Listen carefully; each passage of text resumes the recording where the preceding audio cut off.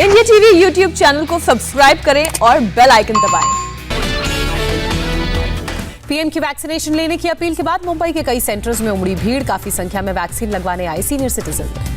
मुंबई में BKC Covid centre के बाहर लोगों की भारी भीड़ नजर आई। वैक्सीनेशन लगवाने के लिए हजारों लोग पहुंचे। सोशल डिस्टेंसिंग की उड़ी जमकर धज्जियां।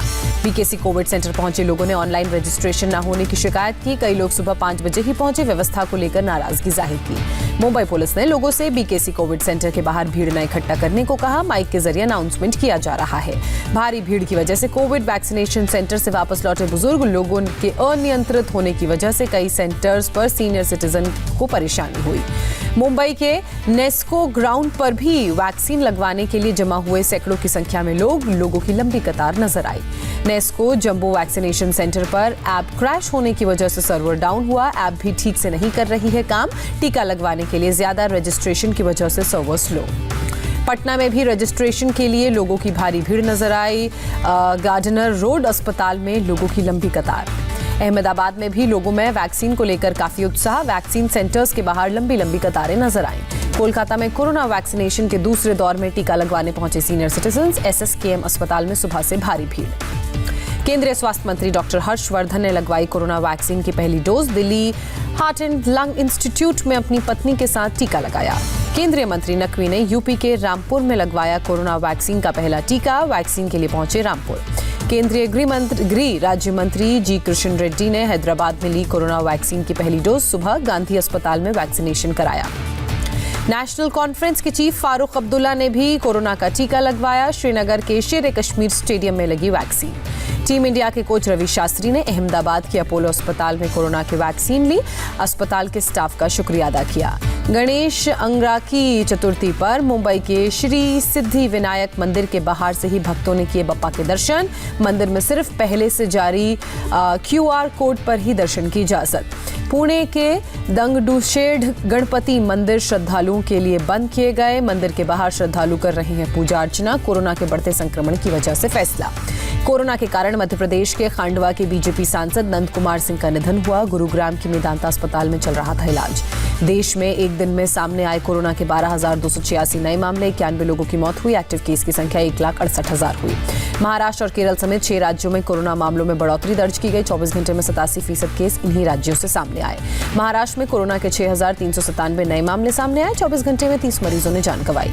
मुंबई के वर्ली में कोरोना नियमों की धज्जियां उड़ी। पब में बिना मास्क के दिखे लोग। सोशल डिस्टेंसिंग का भी नहीं किया पालन। दिल्ली में कोरोना के 175 नए मामले सामने आए। 1 मरीज ने जान गंवाई। गुजरात में स्थानीय निकाय चुनाव के लिए वोटों की गिनती लगातार जारी। शुरुआती रुझानों में बीजेपी को भारी बढ़त। 81 नगर पालिका में 60 में बीजेपी आगे। कांग्रेस को केवल 6 पर लीड। गुजरात की 31 जिला पंचायतों में 28 में बीजेपी आगे। कांग्रेस सफाई की तरफ एक भी जगह बढ़त नहीं। तालुका पंचायत में भी बीजेपी को बम्पर लीड मिली। 231 तालुका पंचायत में 158 में बीजेपी आगे। कांग्रेस को केवल 17 में लीड। मिशन असम पर प्रियंका गांधी वाड्रा साधारू से चाय बागान में चाय की पत्तियां तोड़ी। महिला मजदूरों से मुलाकात की। चाय की पत्तियां तोड़ने के बाद प्रियंका ने टी गार्डन में चाय की चुस्कियां भी ली। महिला मजदूरों के साथ केला खाया। जम्मू में गुलाम नबी आजाद का प्रोटेस्ट। कांग्रेस कार्यकर्ताओं ने पुतले जलाए। पीएम मोदी की तारीफ पर भड़के कार्यकर्ता। कांग्रेस नेता आनंद शर्मा ने पीरजादा अब्बास सिद्दीकी के साथ गठबंधन पर सवाल उठाए। पार्टी की विचारधारा के खिलाफ बताया। आनंद शर्मा ने कहा, इंडियन सेक्युलर लीग की मौजूदगी में अधीर रंजन चौधरी का रैली में शामिल होना शर्मनाक। अपना रुख साफ करने को कहा। अधीर रंजन चौधरी ने ट्वीट कर कहा, आनंद शर्मा पार्टी लाइन से अलग अपनी राय बनाने से बचें। पीएम मोदी का गुणगान करना बंद करें। कांग्रेस में गतिरोध बरकरार। G23 जम्मू के बाद हरियाणा में रैली करने की तैयारी। कुरुक्षेत्र में कर सकते हैं अगला कार्यक्रम। G23 और गुलाम नबी आजाद के पीएम की तारीफ से भड़के जम्मू कश्मीर कांग्रेस चीफ गुलाम अहमद मीर आजाद के खिलाफ शिकायत करने दिल्ली आए मीर। कैलाश विजयवर्गीय ने बंगाल में महिलाओं के खिलाफ रेप के मामले पर पूछा सवाल। कहा, जब बंगाल की बेटी मुख्यमंत्री है तो फिर बंगाल में बेटियां इतना असुरक्षित क्यों महसूस कर रही हैं? कैलाश विजयवर्गीय का दावा, सोनार बांग्ला का सपना साकार करेंगी बीजेपी। महिलाओं के खिलाफ अत्याचार पर लगाम लगाई जाएगी।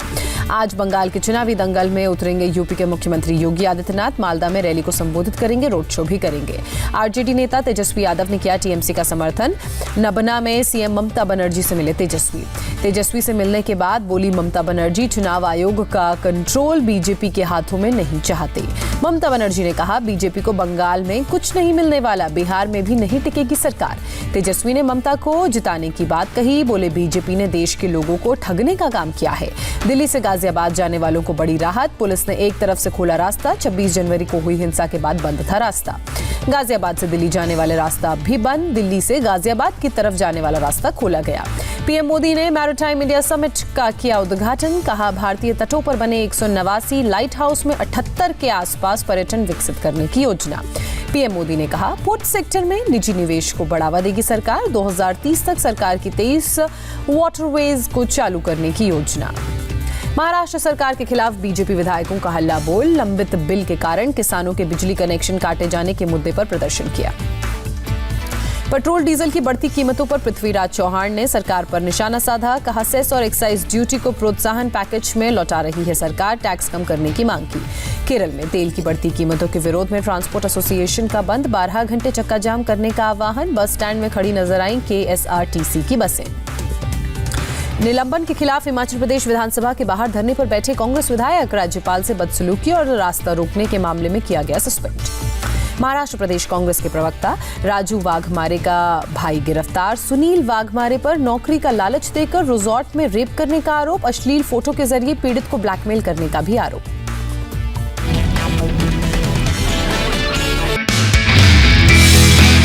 नमस्ते, मैं हूं मीनाक्षी जोशी। वीडियो और खबरों से अपडेट रहने के लिए India TV YouTube channel subscribe करें, बेल आइकन दबाना ना भूलें। जुड़े रहें इंडिया टीवी के साथ।